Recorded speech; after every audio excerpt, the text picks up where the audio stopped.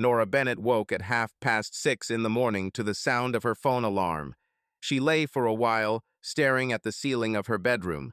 Usually, she could hear her husband breathing evenly nearby, but today the bed next to her was empty. Ethan had long since gotten up. He was used to starting his day with an early workout or a run.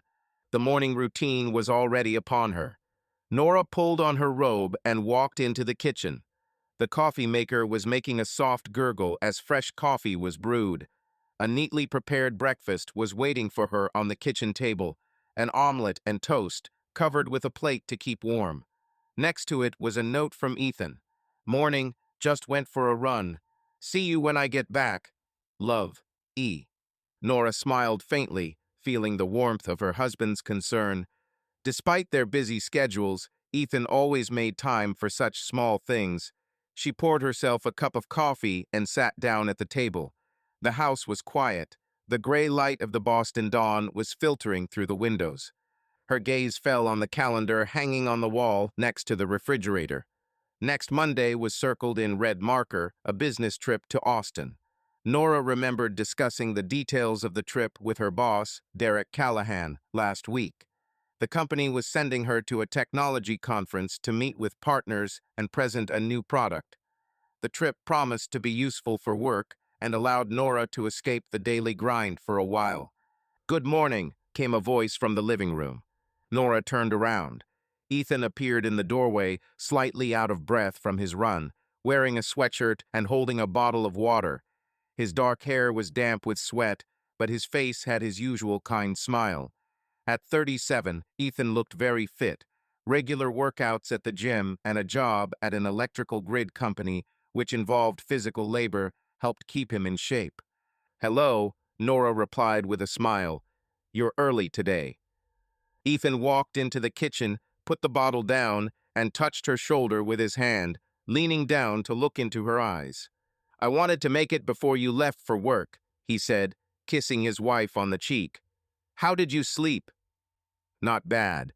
Breakfast is wonderful, thank you." She nodded at the plate with the omelet. "It's not a problem for me." Ethan shrugged and headed to the coffee maker to pour himself some coffee. "Is it an important day today?" Nora took a sip and thought about the meetings ahead. The marketing department was holding a meeting before her trip to finalize the main points of the presentation.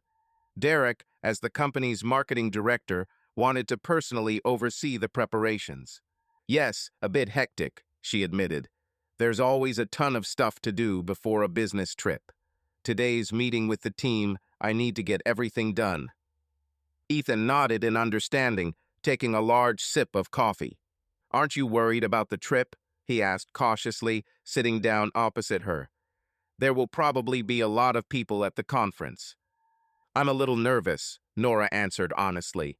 "But these are work nerves, nothing special. I've been preparing so I can handle it." Ethan reached across the table and covered her hand with his own, his hands warm and rough from constant use of tools. "I don't doubt you," he said softly. "You're the best." Nora was touched by this simple, sincere encouragement. She squeezed her husband's hand in return. "Thank you, Ethan."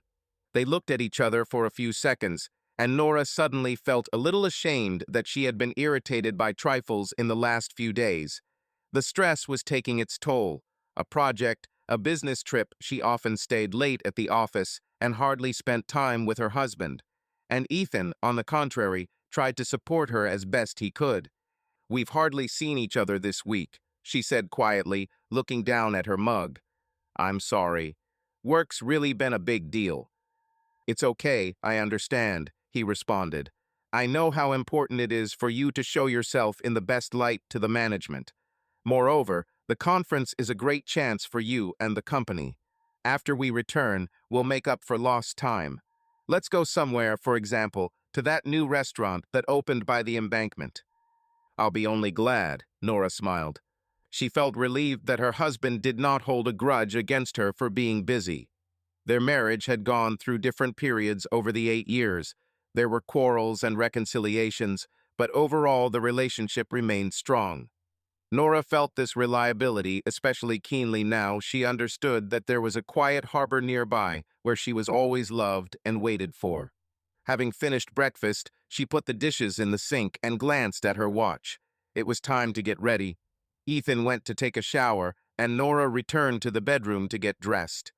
In the wardrobe hung a pantsuit that had already been ironed the day before, dark blue, formal, suitable for negotiations with partners. She put on a white blouse, then a jacket, glanced in the mirror. Her brown eyes looked attentively and a little tired. She gathered her dark blonde hair into a neat bun, a hairstyle she resorted to when she didn't have time to wash her hair in the morning. Nora sighed and adjusted her collar. She had been feeling drained lately. Her job was taking all her energy. She loved marketing, but the high position meant constant stress.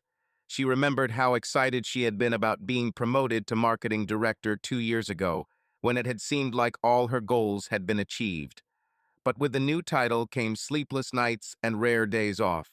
It's okay, she thought. It'll get easier after the conference. She really hoped that the trip to Austin, a change of scenery, even for work, would help her unwind a little. Half an hour later, she and Ethan were leaving the house. The Boston morning sun was rising over the rooftops, melting away the gray of dawn. The air was cool, and Nora pulled her coat tighter around her. Ethan walked her to the car. They shared a red Ford, taking turns, but Nora was picking it up today. She had to go to the office first thing in the morning. "Did you forget you were going to see Derek today?" she asked as she got behind the wheel. Nora remembered her husband mentioning plans to meet Derek Callahan that evening, maybe to watch a sports game on TV or just have a beer. They did that regularly. "Of course I haven't forgotten," Ethan smiled, leaning against the open car door. "We agreed to meet at his place. Don't worry, I'll buy your boss dinner on your behalf." Nora chuckled. Derek was not only her boss, but also an old friend of Ethan's. They had been friends since their college days, and it was through Ethan that Nora had met Derek. When a vacancy in the marketing department opened up at Tech Media, where Derek worked 3 years ago, Derek invited Nora to join him. She successfully passed the interview and quickly proved herself, and after a while she got a promotion. She had smooth relationships with her colleagues, and the fact that her boss was a close family friend gave her both support and additional responsibility. "Tell him I said hello," Nora said, "and don't stay out too late." "We'll be good boys, I promise," Ethan winked. He leaned over and hugged his wife through the open door. "Take care of yourself today, and have a nice day." "You too," she replied, pressing closer to him for a second. Releasing his hand, Nora closed the door, waved goodbye, and pulled out of the yard. She glanced in the rearview mirror again. Ethan was standing outside the house, watching her go, his hands in his jacket pockets. His posture conveyed the confidence and calm he always shared with her. On the way to the office, Nora turned on the radio, but she barely listened. Her thoughts were focused on work. She ran through her mental to-do list, proofread the presentation, print out handouts, and discuss key points with her team. Highway 93 took her through Boston's morning traffic to her office in Cambridge, a neighborhood of historic brick buildings and modern glass high-tech campuses. After parking in the lot, Nora got out of her car and walked toward the entrance. The large Tech Media logo above the door glittered in the sunlight. In the lobby, she was greeted by a security guard she knew by name. "Good morning, Miss Bennett." "Good day, Mike." She nodded and hurried to the elevator. The fourth floor housed the marketing department. The open office space was already bustling with activity. Employees were crowded around the coffee machine, discussing something in low voices. Several people nodded welcomingly when they saw Nora. She nodded back and walked to her office. Before she could take off her coat, a smiling Derek Callahan appeared in the doorway.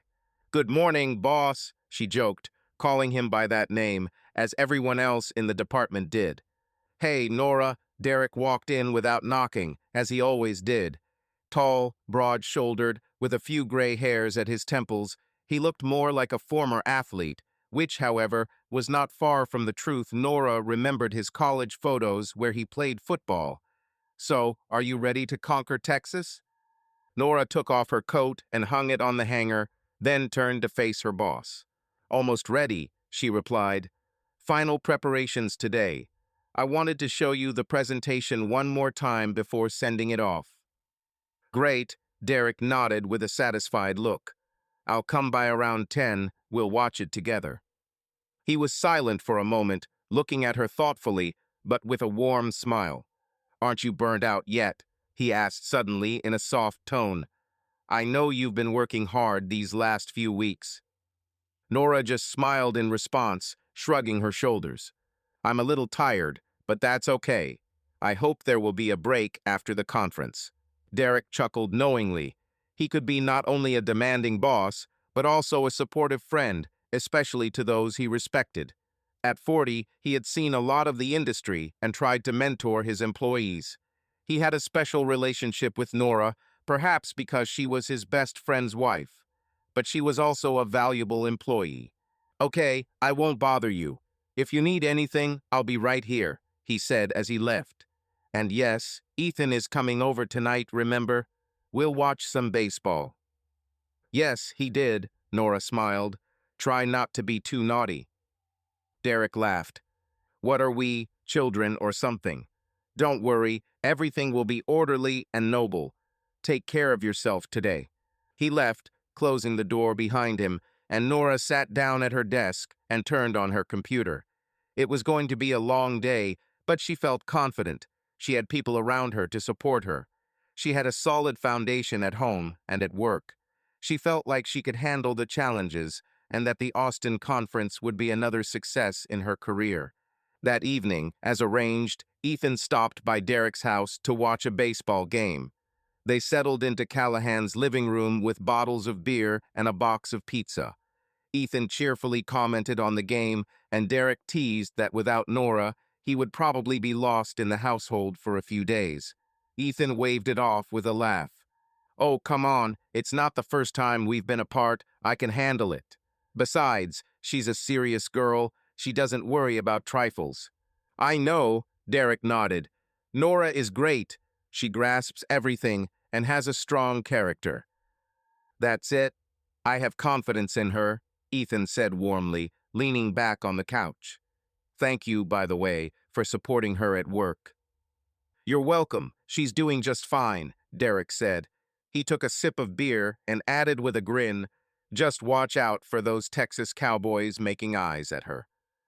"We should try," Ethan snorted. "Nora is a faithful woman. She's like a rock to me, and besides, she loves me, you know that." Derek raised his hands in mock surrender.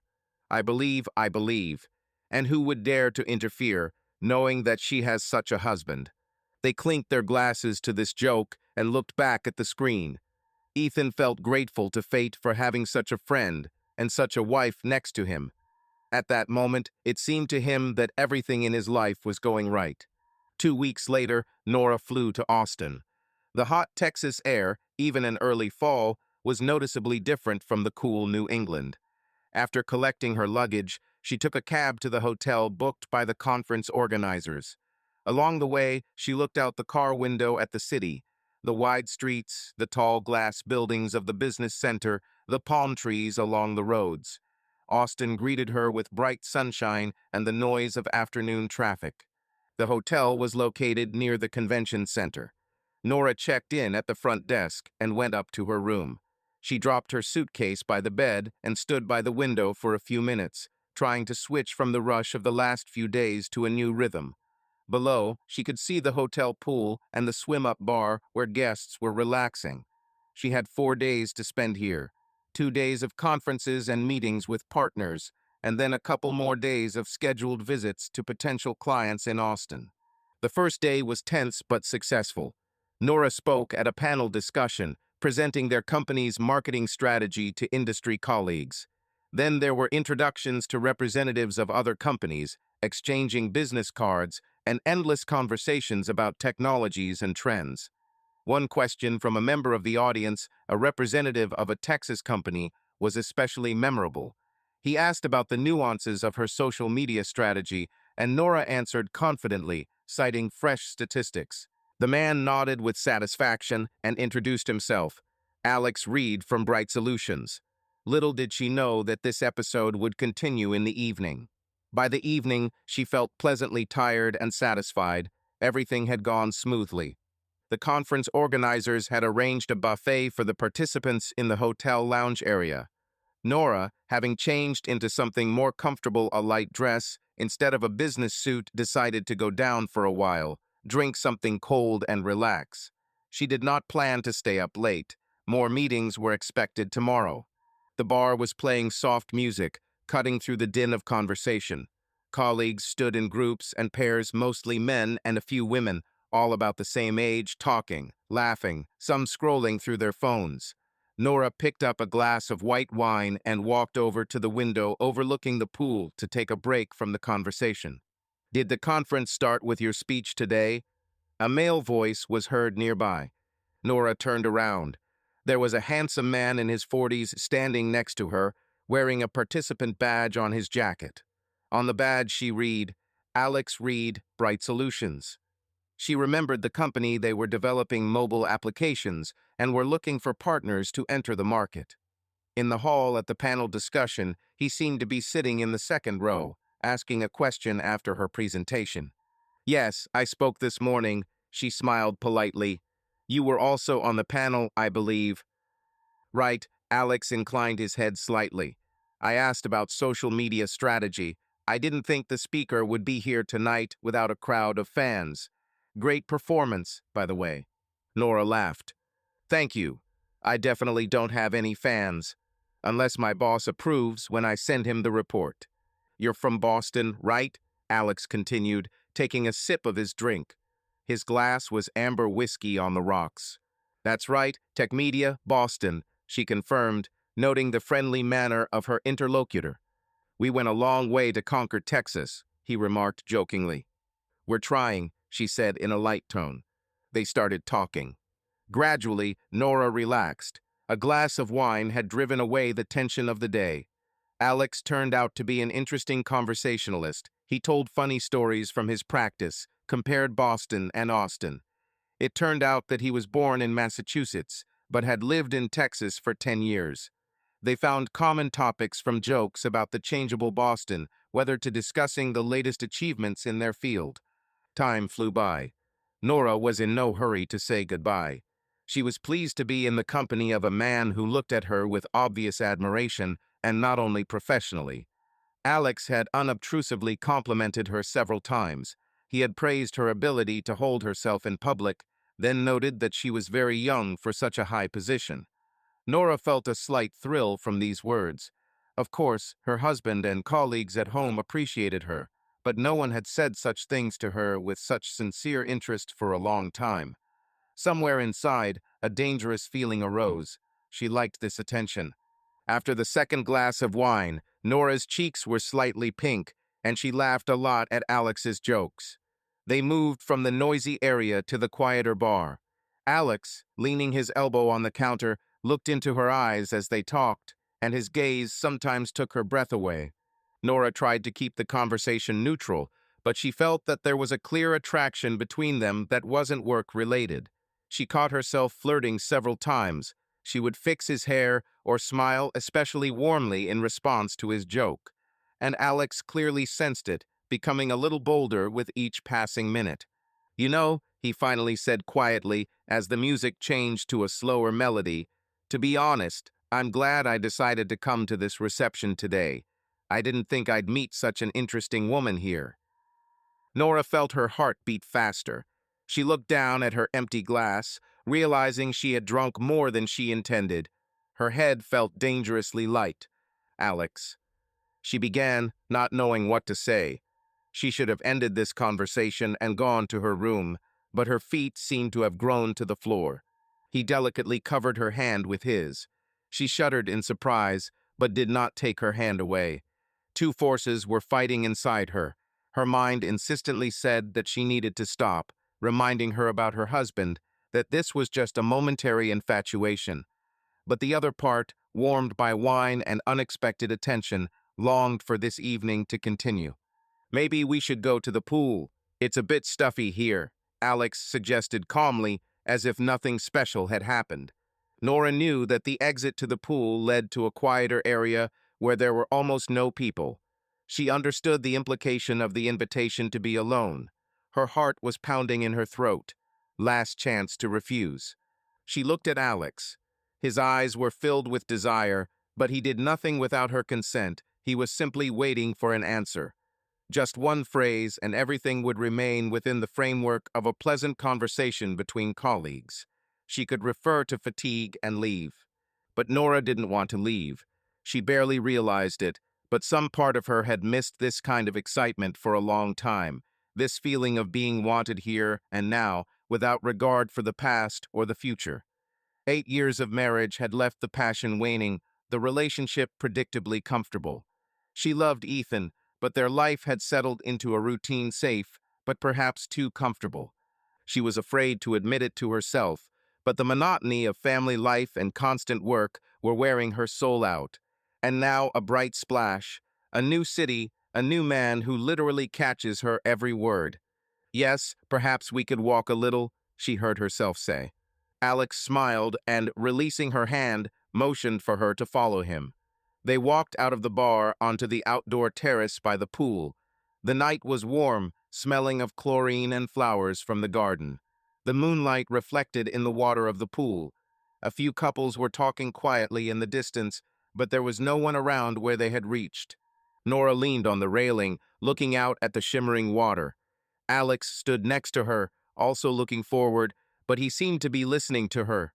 There was a silence so thick she could feel her own heart beating.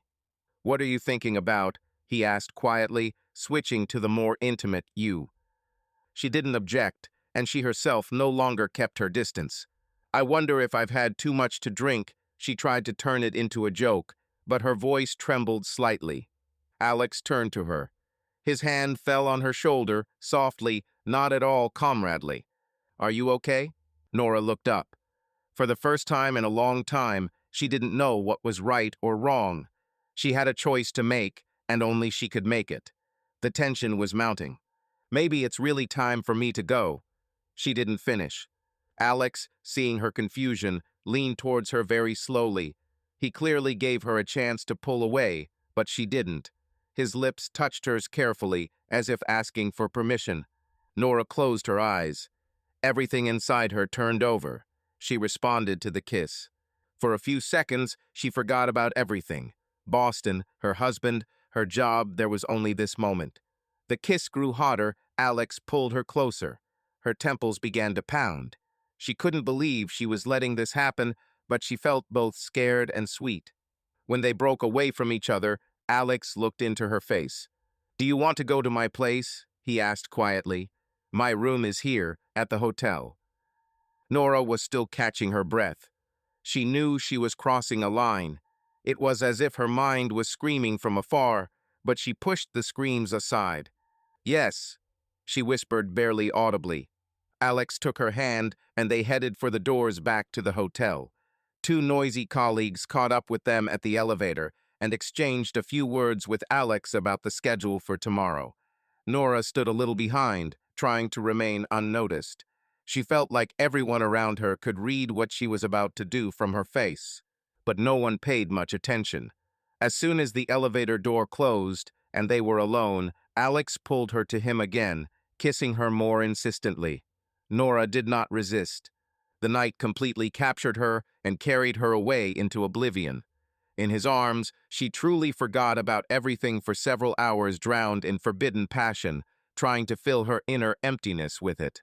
She woke up early in the morning from the sun's rays breaking through the curtains of someone else's room. For some time, Nora could not understand where she was, but reality inexorably returned along with a heavy feeling in her chest. She was lying on a rumpled bed. Alex was dozing next to her, half turned. Their clothes were scattered on a chair and the floor. Nora sat up carefully, trying not to wake the man. Her head was buzzing, the effects of drink and lack of sleep. She pulled the sheet over herself and tried to process what had happened. Everything inside her went cold. She had cheated on her husband. All the thoughts of her husband and their life that had retreated during the night came rushing back in a painful shame. Nora looked at Alex. He was almost a stranger, albeit a pleasant one. But she barely knew this man. Why? Why did she do this? I can't do this anymore, flashed through her mind. Maybe it was the pressure of work, or the monotony of life, or both. But there were no answers. There was only the fact that something had happened that shouldn't have happened. Her shoulders shook. She covered her face with her hands, trying to cry silently so as not to wake Alex. Tears streamed down her cheeks. She wanted to run and hide at the same time, to disappear into the ground. After a few minutes, she managed to calm down a little. She had to act. Get ready, go back to her room, prepare for another day of conference, as if nothing had happened. It seemed almost impossible, but there was no other way. Nora quietly got out of bed and found her things. It took her a little time to find her underwear, dress, and shoes. She got dressed right in the bathroom, looking at her pale reflection. Her eyes were red. She washed her face with cold water and took a deep breath. Get a grip on yourself, she mentally ordered herself. When she came out of the bathroom, Alex was already awake and sitting on the bed, pulling on his pants. Sorry I woke you, Nora said quietly, picking up her purse. Nothing. Alex looked at her a little embarrassed, but warmly. You? How are you? He understood that the situation was difficult. He may have noticed her tear-stained eyes. It's fine, she answered quickly, avoiding his gaze. I just have to go. The second day of the conference is about to start. Alex nodded. He stood up and walked over to her, buttoning his shirt. Listen, Nora, I don't regret what happened, he said quietly. I hope you don't either. These words brought a new wave of guilt over her. She couldn't even say, I don't regret it. Instead, Nora said quietly, let's just leave it at that. It was a beautiful evening, but she didn't finish, but it was clear. This was a mistake that shouldn't be continued. Alex looked at him with understanding. Sadness flashed in his eyes, but he nodded. Okay, I understand everything. He took a business card from the inside pocket of his jacket and handed it to her. If you suddenly change your mind, or just want to chat, here's my number. Nora hesitated, but took the business card and put it in her purse, just so as not to offend him by refusing. Thank you, she whispered. He touched her forearm gently. Take care of yourself, okay? She wanted to cry again, but she held back, only nodding briefly. A minute later, she was already leaving his room, quietly closing the door behind her. The hotel corridor was empty and quiet, only the air conditioners hummed. Nora went to the elevator, feeling lost. She had to get through this day, keeping a professional smile on her face, interacting with people as if nothing had changed. 4 days of the conference flew by in constant meetings and flights. When the business trip came to an end, Nora felt completely drained mentally. Every day after the fateful night, she had to put on a mask of professionalism, pretending that everything was fine. She had coped with the work, successfully completed all the meetings, signed preliminary agreements with 2 new clients. But inside she was filled with emptiness and shame, which she drove away, putting off for later. Nora arrived back in Boston late on Sunday night. As soon as she came out of baggage claim at Logan Airport, she saw Ethan. Her husband was waiting for her at the barrier, and when he saw his wife, he smiled broadly and waved. Nora's heart sank painfully at that smile, sincere, joyful. It seemed to her that the betrayal she had committed was written on her forehead, but of course Ethan knew nothing. Hello, darling. He hugged her tightly as soon as she approached. I've missed you so much. Nora returned the hug, trying to act natural. I missed you too, she breathed into his shoulder. Ethan helped her carry a small suitcase. On the way to the parking lot, he peppered her with questions. How was the conference? Did she get a chance to relax? What was the weather like in Texas? Nora answered in monosyllables because she had almost no strength left to feign cheerfulness. You're so tired, Ethan said affectionately, noticing her lethargy. He loaded the suitcase into the trunk of the car. Let's get home quickly. I've prepared dinner there. You're so caring, Nora tried to smile, settling into the passenger seat. On the way home, she was mostly silent, looking out the window at the city lights at night. Ethan turned on the radio quietly so as not to disturb her nap, thinking she was exhausted from the flight. Nora did close her eyes, but she didn't sleep. It was just easier not to show her emotions that way. The thought pounded in her head, I'm home, I'm back with him. Everything will be okay. I'll fix it. I'll just forget about it. But she couldn't forget.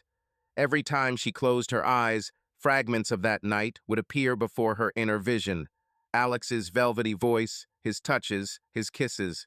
Nora nervously clenched her hands in her lap, and her nails dug into her palms. About 20 minutes later, they pulled up to their house in a quiet suburb. Ethan stopped the car and looked at his wife. We've arrived. Well, shall we go? There's a little surprise there.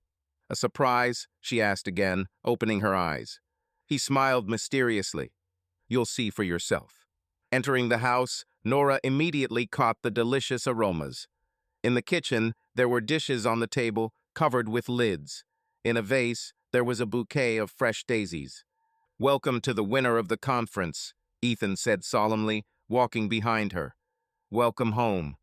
Nora couldn't help but laugh at the welcoming ceremony, although her eyes stung. She had been afraid of returning that morning, but here she was, home, and her husband was greeting her so warmly. She wanted to sink into the ground with shame. Are you crazy? Why so much of everything? She took off her coat and hung it on the back of a chair, looking at the set table. A dinner of your favorites, he said proudly. Chicken parmesan and grilled vegetables. And, of course, Boston cream pie for dessert. Get it from that bakery you like. Nora shook her head, not believing her eyes. Ethan, this is amazing. Thank you. He came up and hugged her from behind, looking into her face. You deserve it. You worked so hard. And besides, I really missed you. A home without you is not a home. Nora covered his hands with hers. She felt a lump in her throat. Holding back tears, she turned and pressed herself tightly to her husband. I'm sorry I wasn't there, she whispered. Hey, it's okay, Ethan patted her back. You were traveling on business. I'm proud of you. These words finally caused the tears to break through. Nora quickly hid her face on his chest, trying to hide her sobs. Ethan was surprised. Hey, he carefully pulled away, looking into her face. What happened? Are you crying? She shook her head, wiping her eyes with her sleeve. Nothing. I'm just very tired. Emotions.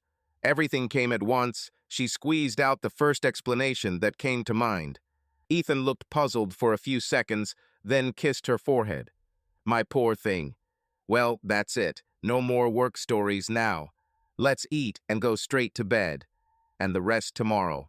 Nora nodded gratefully. She wanted to fall asleep and forget for a while. They ate dinner, talking about trivial things. Ethan tried to make her laugh, telling funny stories of the last few days, how the neighbor's cat got into their garage and suddenly scared him, how there was an absurd local story on TV.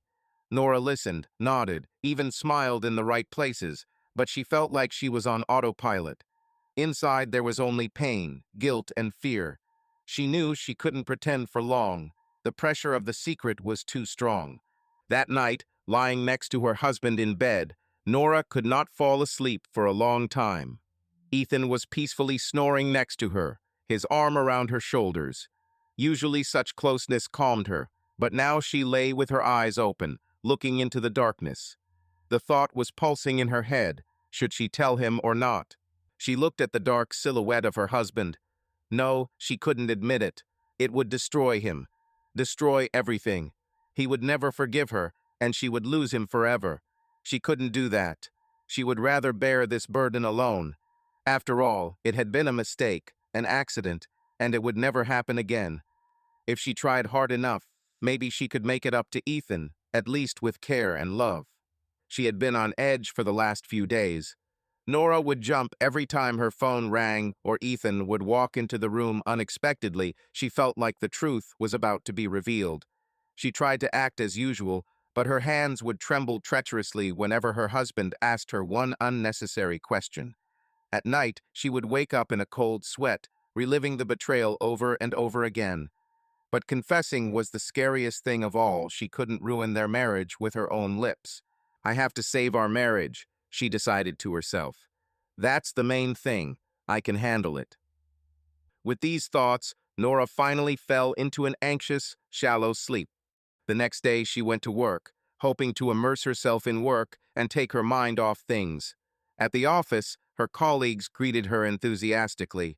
There was even a printout of an article from the conference on the stand at the reception, which mentioned Nora's speech. She tried to feign joy at her return and success, thanking everyone. In the morning, Derek Callahan immediately called her to his office. In the chief's office, she reported in detail on the results of the trip. Derek looked pleased. "Great job, Nora. I'm proud of you," he said, leafing through the papers with the report. "I had no doubt that everything would go smoothly. The partners from Textron already called, complimented your presentation." Nora nodded with a grateful smile. "Thanks, Derek. The team was also very helpful in preparing." "That's true," he agreed. "Well, I think you can leave a little earlier today, get some rest. The flight, the change in time zones, in short, I'll take on some of your tasks for this week." "Really?" She was surprised. "Thanks, but I can handle it." "No discussion," the boss interrupted her in a friendly tone. "Wouldn't the heroine of the conference like to go home after lunch?" "Management orders," he winked. Nora laughed briefly. "Okay, if so, I won't argue." "That's great. Say hi to Ethan, by the way," Derek added, standing up from the table, signaling that the meeting was over. "He was telling me yesterday how he was waiting for you. Glad to see you back together." These simple words made Nora's heart skip a beat. She quickly nodded and stood up. "I'll definitely pass it on." Returning to her desk, she tried to immerse herself in her mail and documents. But the work was not going well. Her thoughts returned to what she had done. She was torn by the contradiction. On the one hand, she had a loving husband at home, a respectful and caring boss, and a family friend at work. On the other, she felt like a deceiver, undeservedly taking advantage of their good attitude. At some point, a message came on her phone. Nora jumped in surprise. The phone had been silent all morning, and then the vibration on the table made her heart jump. She looked at the screen. Unknown number, text. "Hi, this is Alex. How did you get here? Are you holding up? Thinking of you." Nora caught her breath. She looked around. Her colleagues were busy with their own affairs. No one was watching. Her hands began to shake. Alex decided to write to her. Why? After all, they had agreed not to continue anything. Or did he just decide to support her? However, this seemingly innocent gesture could ruin everything if it caught someone's eye. Without thinking, Nora deleted the message and quickly blocked the sender's number. Then she opened her purse, found his business card, and tore it into small pieces. Throwing the pieces into the basket under the table, she exhaled loudly, trying to calm her frantic heartbeat. "No traces," she thought. "The past cannot be returned, but the future is in my hands." She began to tap away at the keyboard, forcing herself to concentrate. She had a whole week ahead of her to get back into the swing of things and forget about what had happened, like a bad dream. Almost a week had passed since Nora's return from Austin. At first glance, life was returning to its usual routine: work during the day, home in the evening. Ethan, noticing that his wife had become more attentive and affectionate, was happy about the changes. Nora tried her best to make amends in invisible ways. She cooked dinners, initiated joint walks, and took an interest in her husband's affairs. She wanted to believe that with time, the pain and shame inside her would subside. One evening, when autumn was already coming into its own and a cold rain was drizzling outside, Nora and Ethan settled down on the couch at home to watch a movie. Nora snuggled up to her husband. He put his arm around her shoulders. Everything seemed the same as before. After the movie, Ethan dozed off in front of the TV, and Nora quietly got up to take a shower before going to bed. The warm water relaxed her muscles, tense from the day. Nora stood under the shower, hoping to wash away not only her fatigue, but also her oppressive thoughts. She tried not to think about Austin, but the memories sometimes surfaced at the most inappropriate moments, causing attacks of conscience. She turned off the water, dried herself, and put on a dressing gown. As soon as she left the bathroom, Nora sensed something was wrong. There was no sound from the TV in the living room, and the silence was oppressive. Ethan was standing in the bedroom doorway. His face was frozen like a mask, distorted, barely recognizable. He was holding her mobile phone. "Ethan," Nora called out uncertainly, feeling her heart sink into her stomach. "What happened?" The husband looked at her, his eyes burning with anger and pain at the same time. He abruptly picked up the phone. "Who's Alex?" His voice broke into a hoarse, almost screaming voice. "What the hell, Alex?" Nora's vision darkened. She understood everything before she even realized the words. The phone. The message. She must have received a text message while she was in the shower, and Ethan saw it. The world rocked. She took an unconscious step forward. "Give me the phone," she whispered, not recognizing her own voice. "What, are you afraid I'll read it out loud?" Ethan shouted, jerking his hand away from the phone. "Come on, I've already read it." "I can't get that night out of my head." He quoted the message with brutal clarity, emphasizing each word. "Please talk to me." His hand was shaking as he held the device. Nora froze, her wet hair sticking to her neck. She couldn't breathe. "Who is he, Nora? What kind of night can he forget?" Ethan threw the phone on the bed, taking a step towards her. "You cheated on me, on a business trip." He shouted the last words, and the sound of his voice made Nora physically recoil. She seemed frozen, feeling completely defenseless against his fury. "Ethan, My throat tightened. The words got stuck. A terrible understanding flashed in his eyes. He jerked his head and smiled bitterly. "So it's true." Nora took another step, holding out her hands to him. "Please let me explain. It was one time. I don't know what came over me." But Ethan wasn't listening anymore. He abruptly pushed her hands away and stepped back. "Don't touch me," he screamed. "You? How could you, Nora? How?" He rushed around the room, clutching his head. "We were happy. I believed in you. Lord, I did everything for you." His voice sometimes broke, sometimes soared to a scream. "And you, with the first person you met, right? No, it's not like that." She stammered, crying. "I didn't plan.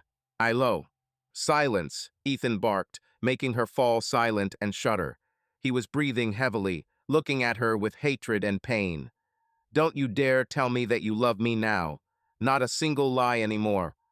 Tears were streaming down her face, her lips were trembling. She didn't know how to reach him. Everything had collapsed in a matter of minutes. "You thought I wouldn't find out?" Ethan almost hissed. "You thought it would go away? You'd just carry on like nothing happened? You slept in the same bed with me all week." He shuddered with disgust. "Oh my God." He suddenly grabbed a family photograph from the dresser, a picture of them on one of their vacations.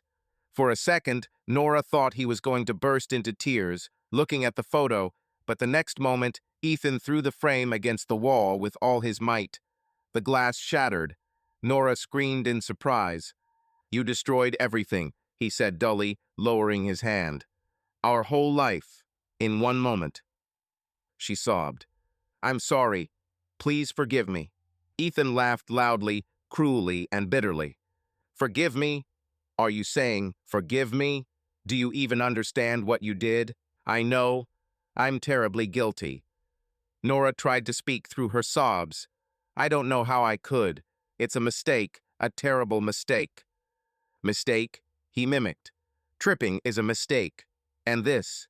You deliberately slept with another man." He fell silent, clenching his fists. For a few seconds, all that was heard was her sobbing. Finally, Ethan straightened up. His gaze grew cold. "That's it," he said quietly, but no less terrifyingly. "I've had enough. It's all over between us." Nora shook her head. "No, don't say that." "You ruined our marriage, Nora," he snapped. "And don't you dare cry now. It's your fault." He turned abruptly and walked out of the bedroom. Nora rushed after him. "Ethan, wait, let's talk, please." In the living room, he grabbed the car keys from the table. It was raining outside, and it was past midnight. "Where are you going?" she screamed in despair, drowning out the noise of the wind outside the front door, which he had thrown open. Ethan turned around at the threshold. "Anywhere, just so as not to see you." "Please, don't go," she sobbed, but he had already stepped over the threshold. "Don't you dare call me," he said at last. "I'm filing for divorce tomorrow." And the door slammed in her face. Nora was left standing in the empty, suddenly cold house. The rain was pouring down the glass outside. She slid down to the floor right next to the door, covering her face with her hands. It was over. He was gone. It was unknown how much time had passed. Nora was shaking either from the cold or from shock. One thing was pounding in her head. What have I done? Loud sobs were bursting from her chest. It seemed that nothing could ease her pain. She had lost the most precious thing, her husband's trust and love. She lay on the floor, unable to move, and could only hear the rain outside the window washing away the remnants of her former, prosperous life. Meanwhile, Ethan, jumping out into the night rain, raced across the city to Derek's house. The roads sparkled in the headlights, the windshield wipers barely coped with the torrents of rain. Ethan barely remembered how he got there. Rage and pain clouded his eyes. Derek opened the door immediately, not even surprised by his friend's appearance at such an hour. As soon as Ethan crossed the threshold, he slammed his fist against the wall, splashing out his despair. "She cheated on me, Derek. Do you understand? She cheated on me." Ethan's voice broke. He was breathing hard, his fingers clenching and unclenching. Derek grabbed his friend's shoulder tightly and sat him down on the couch. "Calm down. I know. You did the right thing by coming. We'll decide what to do now." "I'll kill her," Ethan whispered, covering his face with his hands. "Why did she do this to me?" "Easy, easy, brother," Derek said softly, staying close. "You're not a criminal. You're above this. She's not worth ruining your life for." Ethan breathed heavily, his reddened eyes raising. "I'm filing for divorce, and, I beg you, you must fire her. Throw her out of the company, do you hear? So that her spirit is not there." "That's what we'll do," Derek nodded firmly. "Consider her fired already, and not only that, I'll make sure that she's never trusted with a responsible position again, either here or anywhere else." Ethan just nodded in response, devastated, letting his friend decide. Derek sighed heavily. He himself was bitter about what was happening, but now the most important thing was to help a loved one. At some point in the silence, a sound was heard. Her phone, thrown by Ethan on the bed, vibrated with an incoming call. Nora jumped. Perhaps it was Ethan. Her heart trembled with hope. She jumped up and rushed into the bedroom, grabbing the phone. The screen read, "Derek." Nora was afraid that Ethan might do something in his rage, and Derek was calling to tell her bad news. She accepted the call with trembling fingers. "Why, yes." The voice broke. "Nora," Derek's voice came. It was tense. "What's wrong with you?" Ethan's in terrible shape. Nora closed her eyes in shame. A wave of sobs surged in her chest again. "Derek, She couldn't speak, she just cried into the phone. "So it's true," Derek breathed out quietly. There was silence on the other end for a while, only the sound of him breathing heavily, holding back his emotions. "I don't know what to say. How could you? How?" Nora began to cry again, but Derek was not softened by her tears. He spoke sternly and loudly, almost like Ethan had moments earlier. "Listen carefully. He is, to put it mildly, furious. I have never seen him like this. I barely kept him from causing trouble. He said that you." Derek stopped himself, but Nora guessed what he meant. "Well, he demands that you leave the house tomorrow, and also." He was silent for a moment, then said coldly, "And may your spirit not be in our company." Nora turned white, leaning her back against the wall. "What?" "You heard," Derek continued firmly, "and I'm not going to argue with him after you ruined his life." "Derek," she stammered, "please." But the boss no longer heard the pleas. "It's decided, Nora. Don't come to the office in the morning. We'll do everything remotely through HR. I don't want to see you." These words made her legs give way, and she slowly slid down, sitting along the wall. "Please, don't do this," she whispered. "I've lost everything." There was a pause on the line. When Derek spoke again, there was cold anger in his voice. "Yes, you did. And it's only your fault.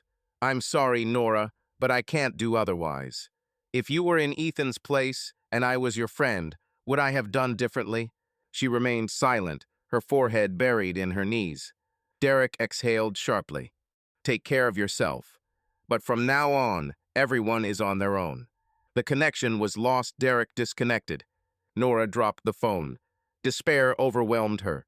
In one night, her life had been shattered into pieces. Her husband had left, intending to break up with her forever, and then she had lost her job, the very thing she had devoted so much time and energy to. The morning was gray and cold. Nora greeted it sitting on the living room floor, where she spent the rest of the night without sleeping. Her head was buzzing with tears and fatigue.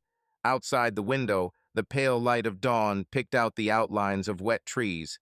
Reality fell heavily on her. This was not a nightmare. It had all happened in reality. She stood up on trembling legs and looked around. The house was quiet, dead. On the floor by the wall lay shards of glass from the broken frame.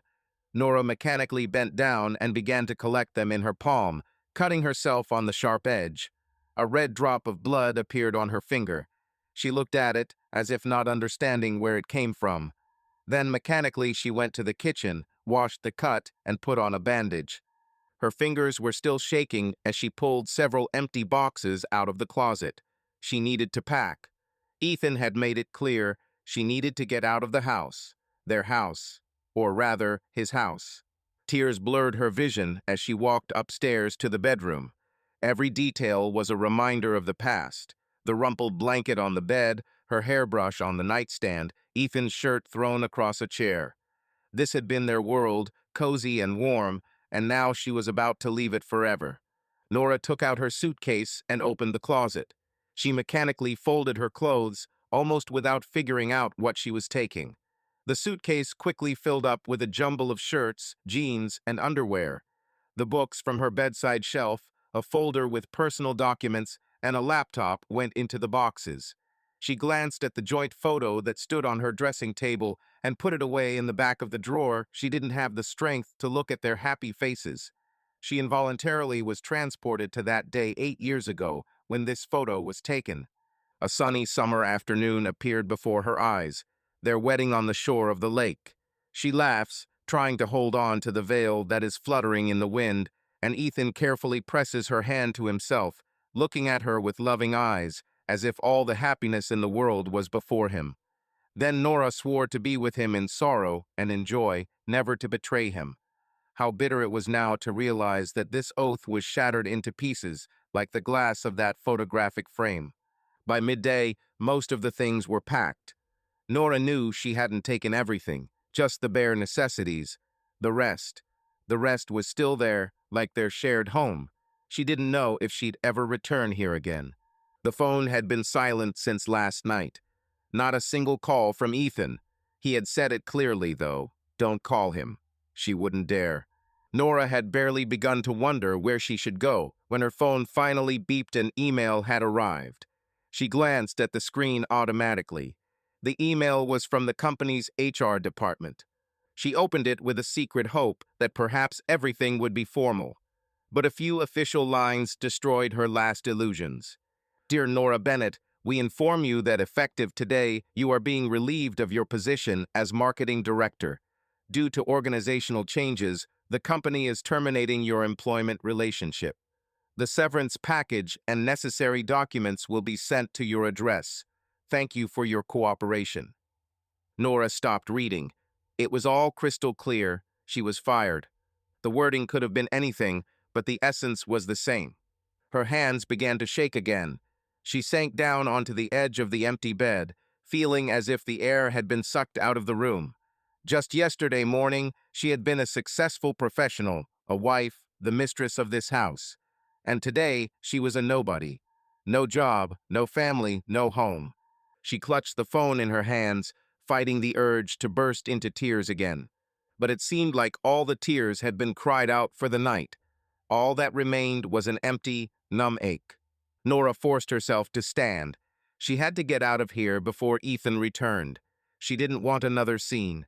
And maybe he'd told her he'd be back with someone to watch her leave. The thought was humiliating, but it wasn't her call to make. She pulled the suitcase and boxes down and noticed an envelope on the nightstand by the door. It had Ethan's bold handwriting on it. To Nora. Her heart sank. She opened the envelope. Inside was a check, quite a large sum, a little more than her monthly salary, and a short note. For the first time, Nora's hand began to tremble slightly as she clutched the piece of paper.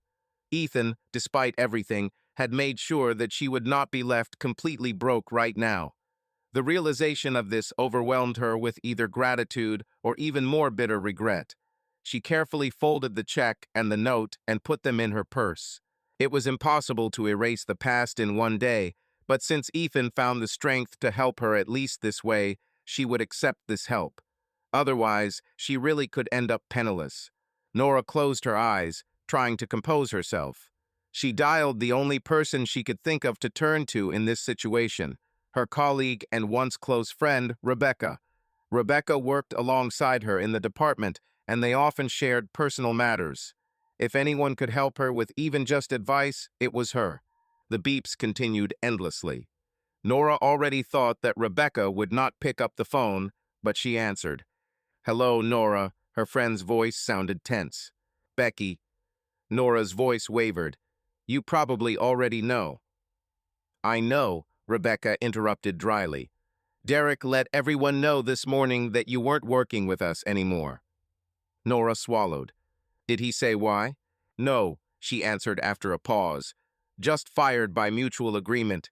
But the rumors—" She broke off. "Well, I don't know if it's true, but they say you cheated on Ethan, and he found out. Derek didn't confirm anything, but he looked. You know."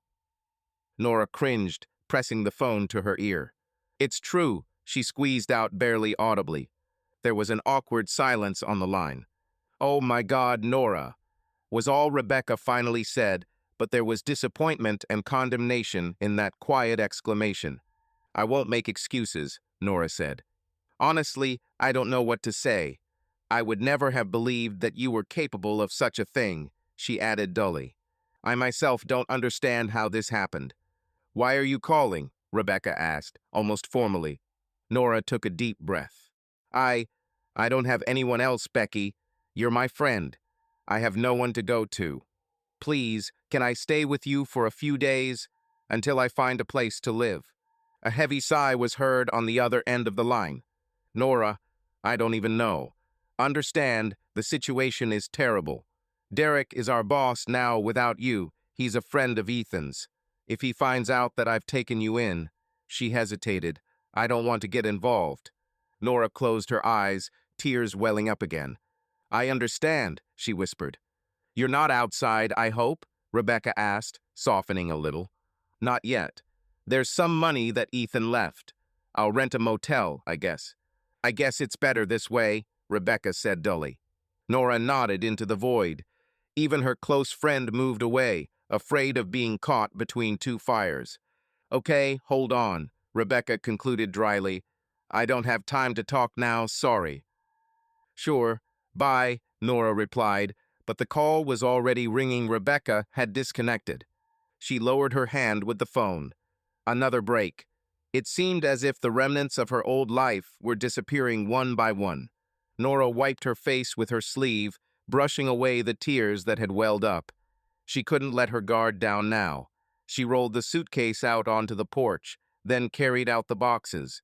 The rain had stopped, but it had become windy and chilly. She loaded her things into the trunk of her Ford. The car belonged to both of them, but it was registered to her, so at least she still had transportation, though the thought of how she would pay for gas and insurance without a job gave her an unpleasant lurch. Nora slammed the trunk shut and looked at the house again. She wanted to go inside one last time, but she didn't. It was too painful. Instead, she carefully set the bunch of keys on the porch, the house keys, the mailbox keys, the alarm keys, the same keys that had been a symbol of her place here. Now they weren't hers. A minute later, the red Ford pulled quietly out of the driveway. Nora didn't even glance in the rearview mirror. She just drove away, not knowing where to go. She had a whole day ahead of her, and a whole life to deal with, starting from scratch. The next couple of weeks turned into a monotonous, painful series of days for Nora. She rented a cheap room in a motel on the outskirts of Boston, a small room with a narrow bed and a table. At first, she hardly left the room, recovering from the shock. But the money melted away with each day of her stay, and soon Nora realized that she had to act, otherwise she risked ending up with nothing. Every morning, she forced herself to open her laptop and browse job sites. She sat for long periods of time, staring at the screen, rereading her resume and cover letters. Sometimes, forgetting herself, Nora tried to imagine that all this was not happening to her, that some unknown woman with the same experience was looking for a job. But alas, reality returned with every minute of silence in her mailbox. Her resume was impressive.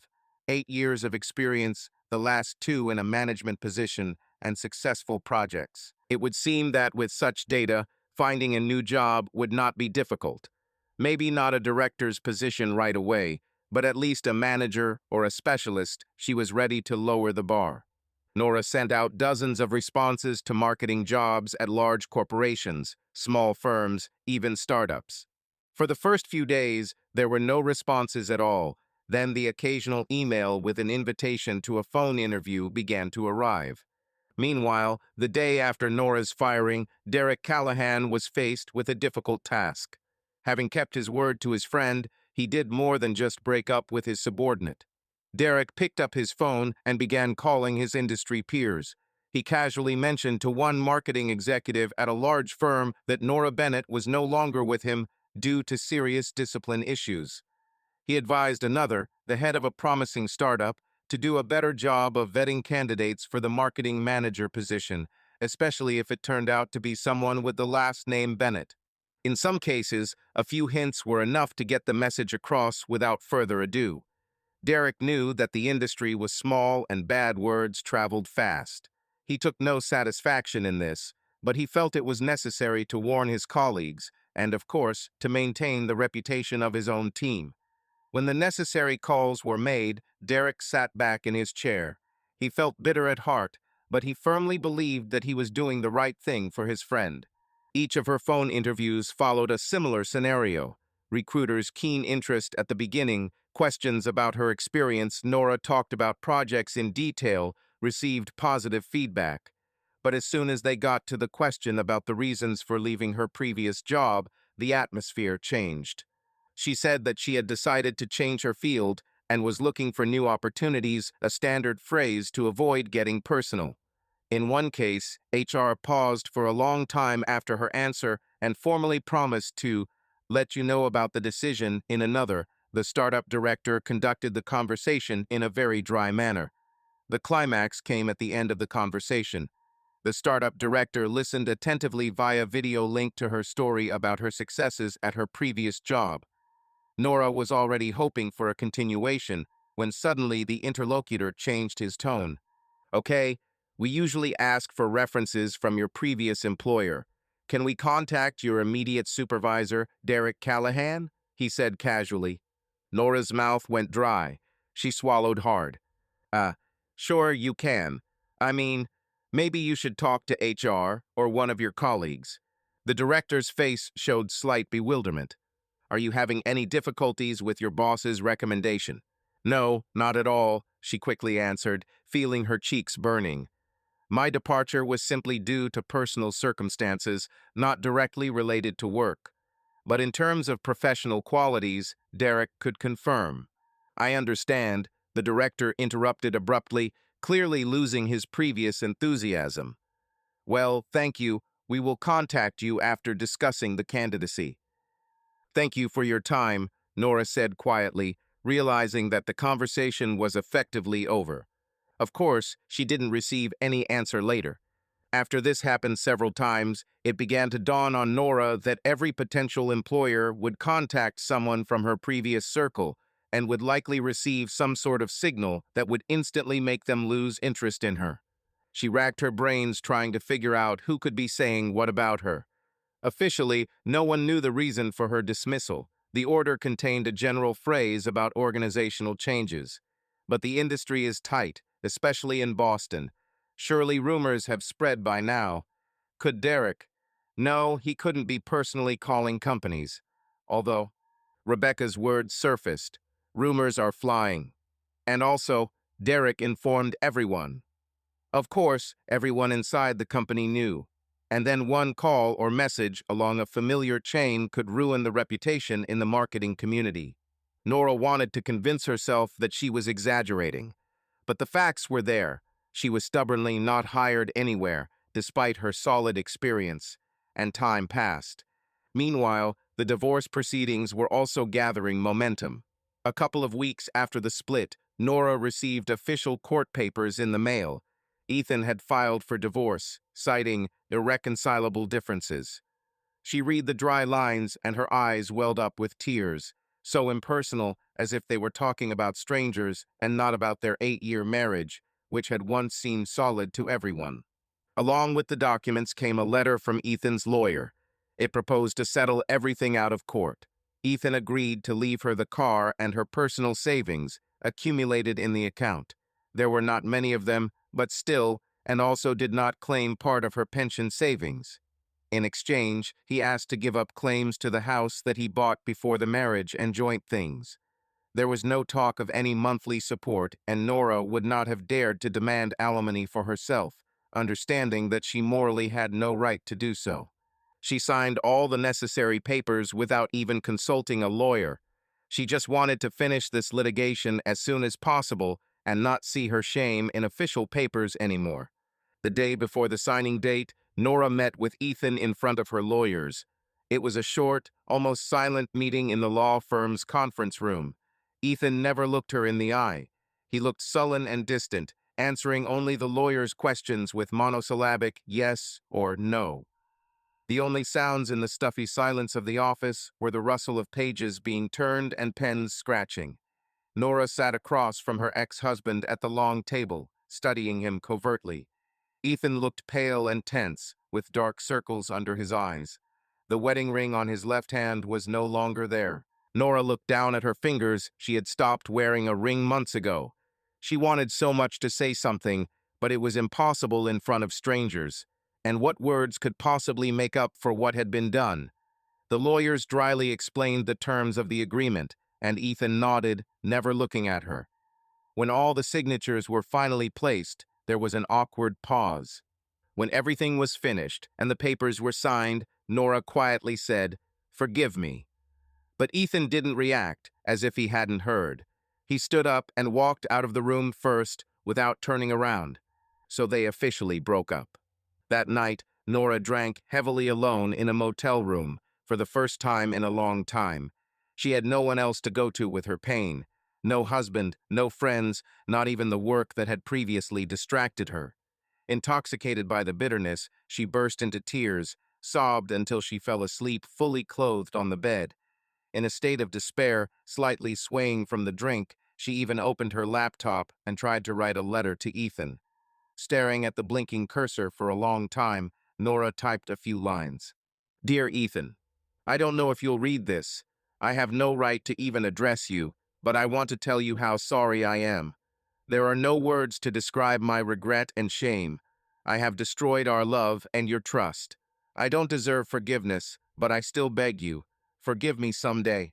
Every day I will repent of what I have done. I'm not asking you to come back to me. I know that this is impossible. I just want you to know, you were the most precious person in my life, and I will forever keep our love in my memory. It's bitter for me to realize that everything was destroyed because of me. You don't have to forgive me, but at least know that I sincerely repent and will always be grateful to you for all those happy years." The letters blurred before her eyes. Nora never finished this confession. Tears flooded the screen, and she had no strength left. She fell asleep right at the keyboard, without pressing the send button. The next morning, waking up with a heavy head, she realized that she couldn't go on like this. If she went down completely, she would definitely perish. She needed to find a way out. Perhaps she should change cities, leave Boston, where everyone and everything was against her. But where to?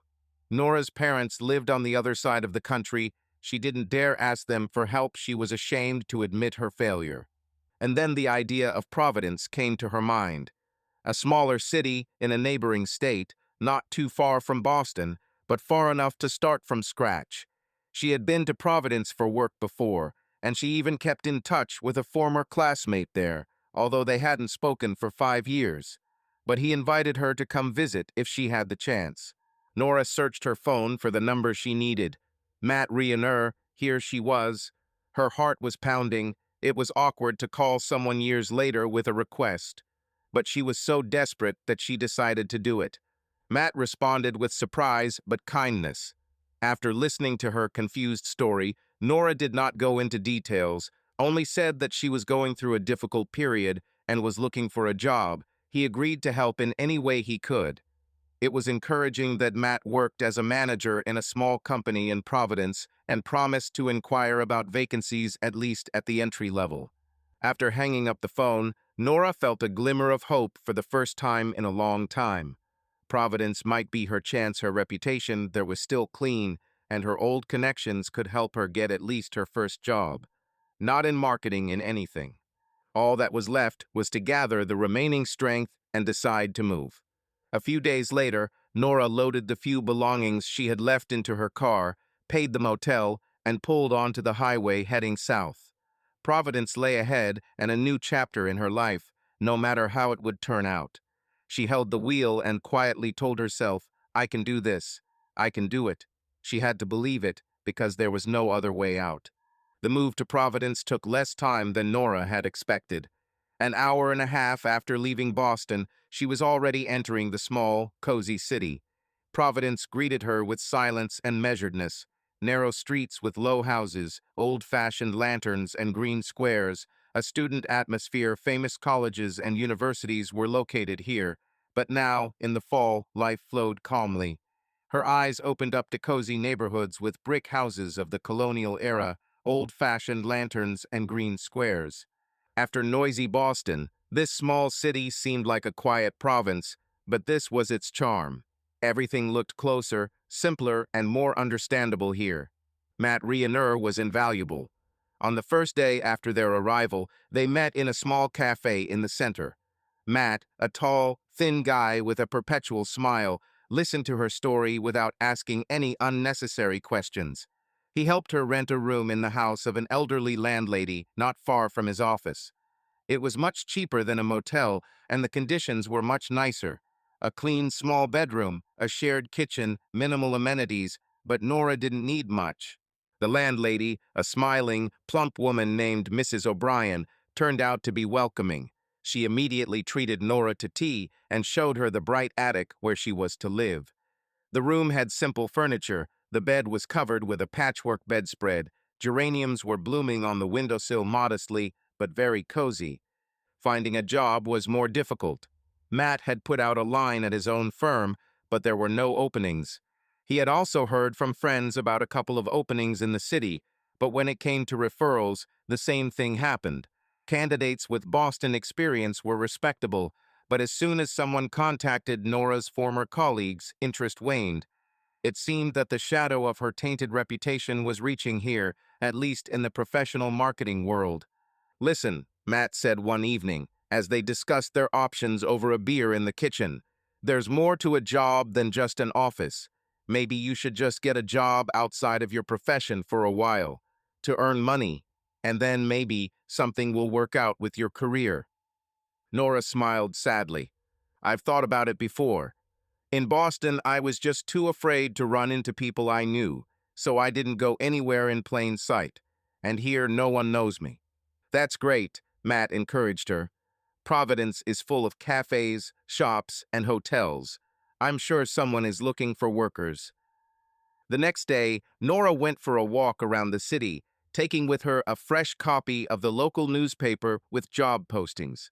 She decided to personally go around to places where people were needed.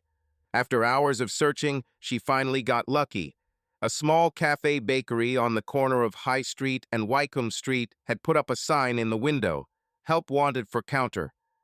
The cafe looked nice. Rows of fresh pastries were visible behind the glass. The aroma of coffee could be smelled right from the street.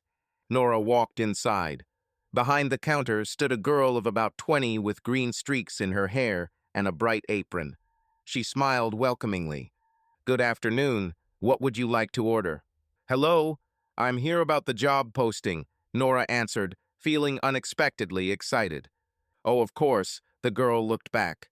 "Mr. Jensen, it's about work." A short, plump man in glasses emerged from the back room, probably the owner or manager.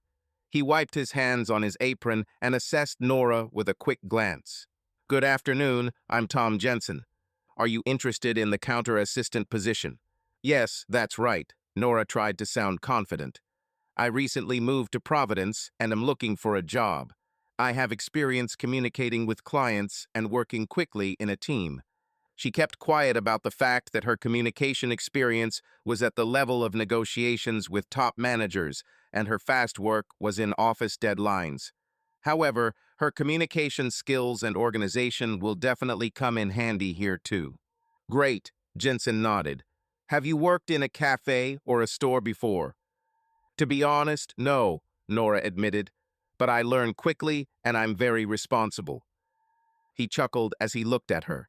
She was 35, which was probably considerably older than the local workers like the green-haired girl who was eavesdropping with interest. He probably wondered why, with her educated appearance, she wanted a simple job. "Well, it's not a difficult job," Mr. Jensen finally said. "Selling coffee, pastries, paying customers, keeping the place clean. Can you handle it?" "I can handle it," Nora nodded confidently. "The schedule is flexible. Morning and afternoon shifts, sometimes on weekends. Hourly pay plus tips. I'm fine with someone without experience as long as they're diligent," he added good-naturedly. "Let's try. If it suits you, you can come out for an internship tomorrow." Nora almost sighed out loud in relief. Of course it fits. Thank you very much. So she got a new job far from her previous status, but still a job. The next day, she put on a simple shirt and jeans, pulled her hair into a ponytail, and walked into the cafe at exactly 7 in the morning. The morning hours were busy, a stream of students rushing to classes, office workers grabbing coffee to go.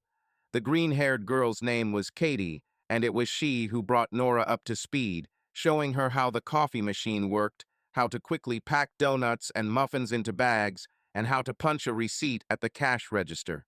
At first, Nora was having trouble. She mixed up a couple of orders. She gave one customer a latte instead of an Americano and forgot to put a pastry in another customer's bag. The other customer frowned in displeasure. "Girl, I asked for an Americano, but it's a latte." "Oh, I'm sorry, please. I'll fix it now," Nora said in alarm, pouring out the wrong coffee and starting over. "We have a new girl. Don't be offended." Katie winked cheerfully at the client, helping to smooth over the hitch. Nora blushed and apologized. She, accustomed to masterfully conducting presentations to dozens of people, found it difficult to simultaneously pour coffee, count change, and maintain a smile. By mid-afternoon, she was exhausted. Her back ached from standing all the time. Her hands smelled of ground coffee and sugar syrup, which she had spilled on herself while hastily refilling the dispenser. But despite her fatigue, Nora felt a strange satisfaction. She had earned this money honestly and was distracted from her heavy thoughts. "So, how's your first day?" Katie asked, when the tide had ebbed and there was a moment to rest around 3 o'clock. Nora wiped the sweat from her forehead with the back of her hand and smiled. "It's difficult, of course. You do everything so quickly, but I will try." "It's fine for the first time," the girl encouraged her. "I also confused cappuccino with latte when I first came. The main thing is not to give up. It's a matter of habit." Nora nodded gratefully. She liked Katie's spontaneity and the fact that her colleague didn't pester her with questions. Apparently, Tom Jensen had informed the staff that they had a new employee, and there was no point in discussing her past. By the end of her shift, Nora was barely able to stand, but she still felt a sense of pride when Mr. Jensen, counting the takings, called over his shoulder. "Not bad work today, Nora, ha? Keep up the good work, and you'll get the hang of it in no time." "Thank you. I'll try." "Listen, Nora," Katie said, taking off her bright apron. "Why come with us? We sometimes go to the bar on the corner after work to sit." Nora smiled tiredly and shook her head. "Thanks, Katie, but I think I'll pass today. I can barely drag my feet. I'll probably go straight home." "I understand. The first day is like that." The colleague winked. "No problem. You can join us next time. We get together almost every Friday after shift. I can tell you that." "Okay, thank you." Nora looked at Katie with gratitude. She was pleased with the invitation, although she was not yet ready for noisy companies. Returning to her room in the evening, small but already cozy, she sank down on the bed and tiredly stretched out her legs. The events of the day rushed through her head. Just recently, she had been a respected professional, and today she was happy to be praised for her ability to quickly pour coffee. How changeable life is. But for the first time in a long time, Nora felt a quiet calm. No one here knew about her past. No one looked at her with disapproval. She was just a new worker learning the trade. There was a new day ahead, and she fell asleep with the thought that maybe one day everything would be fine. Even if it was completely different from what she had imagined, life went on, and that was already a lot. It had been about 6 months since Nora had started her new life in Providence. Every day was the same. Morning shifts at the cafe, tiredness in the evening, occasional meetings with Matt or rare calls from her parents, to whom she had only told that she had gotten divorced and changed her job of her own free will. Her parents anxiously asked if everything was okay, but Nora only repeated that she had simply decided to change everything in her life. She could not admit her fall to them, too ashamed and painful. Nora was slowly getting used to her situation. A modest salary at the cafe covered the basics: rent, food, gas for the car. Expensive habits from her past life, going to restaurants, updating her wardrobe, vacations were out of the question, but she tried not to complain. In her free time, she walked the streets of Providence, visited the local library, and occasionally allowed herself inexpensive pleasures like a movie ticket. Sometimes she and Matt would go out for dinner at a cheap restaurant nearby. Matt would tell her news from his office or funny stories from his college days, trying to cheer her up. Nora would laugh at his jokes, although there was still sadness in her eyes. Matt did not pester her with questions about the past, but once he carefully said, "You know, life does not end here. You are still young and can start many things over again." Nora smiled sadly in response. She appreciated his support, although she doubted that she would ever be able to return to her old life. The nightmares in which she relived the scandal with Ethan, or the shame of being fired, tormented her less and less. Sometimes she would wake up in tears, whispering, "I'm sorry," to the void. But gradually even the pain of the memories became dull. Time slowly did its work. Sometimes, as she cleared tables after closing, Nora caught herself thinking that she hadn't thought about the past once all day. When she first realized this, she even felt a twinge of guilt, as if she had no right to stop suffering so quickly. But then she realized this was not a betrayal of memory, but the natural healing of wounds. It meant that she had moved on, no matter how difficult it was. One evening, when she returned home from work, she found an envelope from Boston in her mailbox. Inside was an official notice of finalization of her divorce. Her divorce from Ethan had been finalized by the court. Nora sat for a long time with this piece of paper in her hands. It was a formality after all. Everything had been decided long ago, but reading her name with the addition of divorced was painful. That was the end. The court had drawn the final line under her former life. She folded the document and hid it in a folder with other papers. She didn't want to cry. Everything had been cried out and lived through before. Now all that was left was to live on. That same evening in Boston, life was also not standing still. One evening, Ethan Moore sat in his usual spot in the living room of his friend Derek Callahan's house. A Red Sox baseball game was on TV, and bottles of beer and leftover pizza were on the table. Unlike the days when they had loudly discussed every pitch, neither friend watched the game with much enthusiasm. It had been almost a year since Ethan had divorced Nora. He had managed to more or less get his life back on track. At first he lived with Derek, then he finally returned to his own house, which now seemed empty and alien. Work helped distract him. Ethan took on a couple of additional projects at his electric grid company, often went on business trips around the state just to spend less time in the empty house. Derek glanced briefly at his friend. He looked tired. Although the anger and pain of the first few days had subsided, a shadow of disappointment had settled on Ethan's face. Ethan had previously been known for his optimism and good nature, but now he was often silent or made dry jokes. "How do you like your new partner?" Derek suddenly asked, trying to start a conversation. Ethan had mentioned earlier that a young female engineer had been transferred to their department. Ethan shrugged. "It's fine. He knows his job. She seems to be up for a little more downtime, if I understand what you're telling me," Derek said slyly. "Oh, come on," Ethan muttered and took a sip of beer. "I don't want to communicate with anyone. It's too early." Derek nodded understandingly. He, more than anyone, knew the wound his friend was carrying. Nora's betrayal had broken Ethan. He tried not to show it, but he avoided women now. Once or twice Derek had tried to introduce him to someone at a party, but Ethan had politely kept quiet in the corner. "Look, it's not your fault," Derek said softly, taking advantage of the moment of frankness. "What she did, it was her choice. You're a great guy, and there's another woman who will appreciate that." Ethan chuckled joylessly. "Maybe, but I'm unlikely to be able to truly trust you now." "It will pass," Derek said with conviction. "Another year or two, and you'll forget what your name was." He stopped short, realizing that he had been hasty. But Ethan only smiled sadly. "I doubt I'll ever forget, but I live somehow. Thank you, Derek." "For what?" He didn't understand. "For being there, and being there," Ethan answered quietly, looking at the screen. "If it weren't for you, I don't know how I would have survived all this." Derek waved his hand. "Nonsense. If I were you, I would do the same." He glanced quickly at his friend.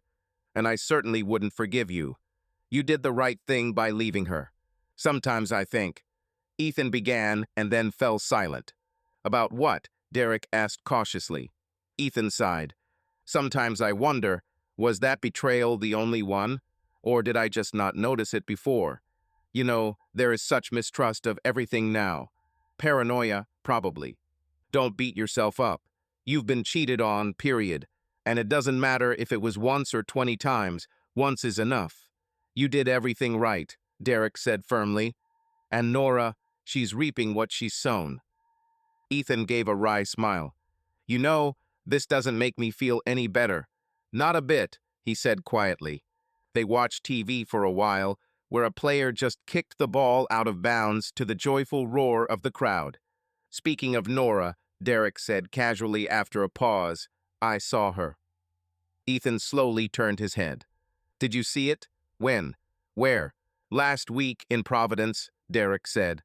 "I was there on business and stopped at a coffee shop for lunch. She works there." Ethan straightened up, surprise showing on his face. "Works in a coffee shop." "She was standing at the counter in an apron, pouring coffee," Derek confirmed and took a sip of beer. "She saw me and turned pale. We exchanged a few phrases, purely politely, and that's all." Ethan was silent, processing this. His ex-wife, who used to be head of marketing, was now pouring coffee. He wasn't sure what he felt satisfaction. Pity? Nothing in particular. More like devastation. "I see," was all he finally said. "She asked about you," Derek added, although he was slightly stretching the truth. Nora had only said hello shyly, but he wanted to support his friend. "I told her you were doing great, and that she'd better not stick her nose back in here." Ethan smiled bitterly. "She won't even try. She's too proud. Or rather, he knows that you won't forgive him," Derek corrected sternly. Ethan didn't answer. His insides were twisted by the news about Nora. He thought she might have gone to live with her parents or found a new high-paying job in another city, but she had simply gone into the shadows to the bottom. But wasn't that what he wanted in the first days after the betrayal? For her to be hurt too, for her to suffer. The desire for revenge had cooled since then. He himself was no longer relieved by the fact that Nora had ruined her life. "Okay," he said quietly, standing up. "Thanks for telling me." "Where are you going?" "The game is still going on." Derek was surprised. "My head is starting to hurt. I'll go get some fresh air," Ethan excused himself. Derek nodded understandingly and didn't detain his friend. He knew that some wounds, even covered with a scar, could still ache when accidentally touched. No matter, time would heal that too. When Ethan closed the door, Derek sighed and leaned back on the couch. He didn't regret anything he'd done for his friend, but sometimes he wished that one stupid betrayal had caused so much destruction in the lives of those close to him. One fine day, a familiar visitor from Nora's past suddenly appeared at the cafe where she worked. It was Derek Callahan. Nora noticed him as soon as the tall man in the expensive coat walked through the door. Her heart sank. Derek recognized her right away, too. A spark of surprise flashed across his eyes. For a split second, Nora considered running to the utility room, hiding from shame. But it was too late. Their eyes met. Derek was the first to break the silence, walking up to the counter. "Hello, Nora." She swallowed the lump in her throat.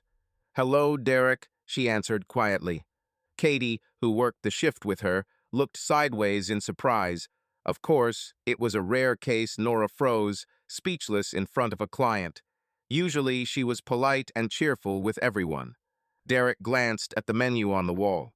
"I, would like to order coffee, black." Of course, Nora came to her senses and began mechanically preparing the drink. Her hands were shaking slightly. She tried not to spill anything. She felt her former boss's intense gaze on her back. "You work here," Derek said after a pause, trying to maintain a neutral tone. "Yes," she answered without turning around. "For several months now." "I see," he said quietly.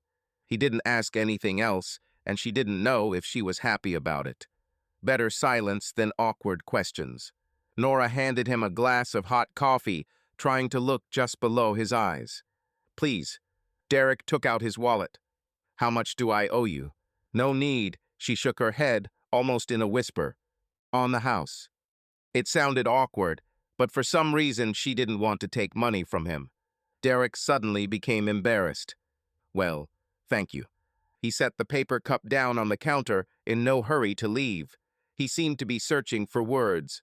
Nora felt as if she were standing in front of him in his office again, but now there was something more personal and bitter between them, not the power of a boss and a subordinate. "How are you?" he finally asked directly. "Are you holding up?" She nodded slightly. "Yes, everything is fine." "Good to hear," Derek said, though his face remained serious. He took a sip of coffee. Ethan asked me if I knew how you were. I told him you seemed okay." Nora looked down.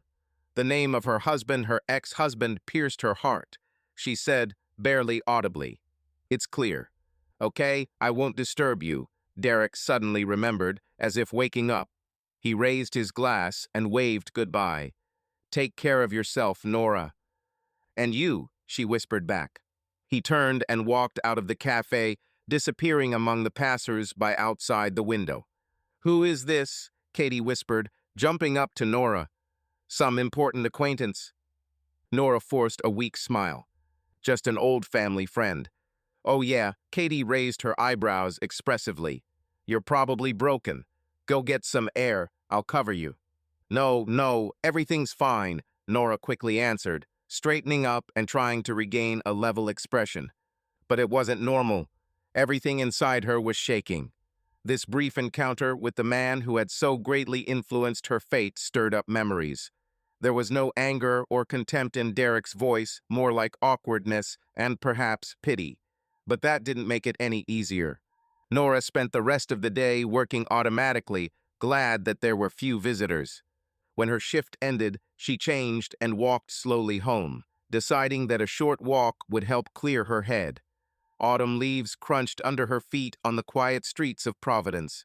Meeting Derek had brought her mind back to what she had been trying so hard to escape, the past.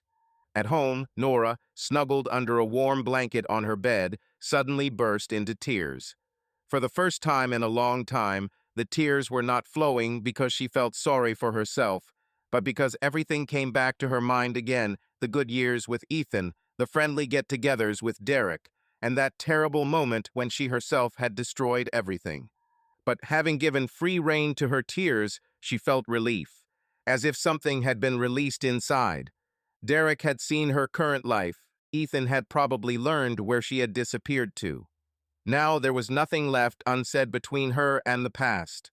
She closed her eyes, quietly repeating, "Forgive me, goodbye," as if speaking to both Ethan and herself. A couple of days after the unexpected encounter with the past, Nora felt a strange calm. At work, she smiled at visitors again. At home, she read a book before going to bed, as if she had cried out her last tears, and with them, the remnants of bitterness. The past cannot be changed. She made a mistake and paid the price. Ethan will never forgive her. She did not expect him to. Derek closed the doors of their old world to her, and she does not blame him. He did what he thought was right for his friend. Each of them now lived their own lives. Ethan, as she learned from Derek, was coping. He worked. He was surrounded by friends. Perhaps one day he would meet a worthy woman and find happiness again. She sincerely wished this for him, although he probably would not have believed in her good wishes. Derek continued his career and friendship, and probably didn't regret what he had done either. He was always true to the principles of camaraderie. Maybe someday, remembering this story, he will feel sad that everything turned out this way, but he is unlikely to admit it even to himself. And Nora lived on, quietly, modestly, building her future from scratch. For now, this future is uncertain. She did not know whether she would ever return to her profession or stay in a small town and change her path. But she had learned one thing for sure: a wrong step can ruin your entire life, and nothing can be returned. On Saturday after work, she went to the Providence River embankment. Sitting on a bench, watching the reflections of the lanterns bob in the water, Nora felt relieved. The evening breeze brought the distant voices of rare passers-by and the light splash of water at the docks. The lights of the small town shimmered on the dark surface of the river like scattered gold coins. Providence was quiet and beautiful at this hour, and little by little this calm was transmitted to her. Yes, she no longer had a brilliant career, nor a family, nor her former circle of friends. But she was alive, healthy, she had a job and a roof over her head. So everything could still be gradually put right. Nora took a deep breath of the cool evening air. There was sadness inside, but there was no hopelessness. Her story with Ethan was over forever. It could not be otherwise. They both had to pay a price for that fateful choice. Now each of them has their own path ahead. Nora stood up and walked along the quiet embankment, dissolving into the twilight. Tomorrow would be a new day, and she would meet it as best she could with the hope that she would have enough strength to live it with dignity.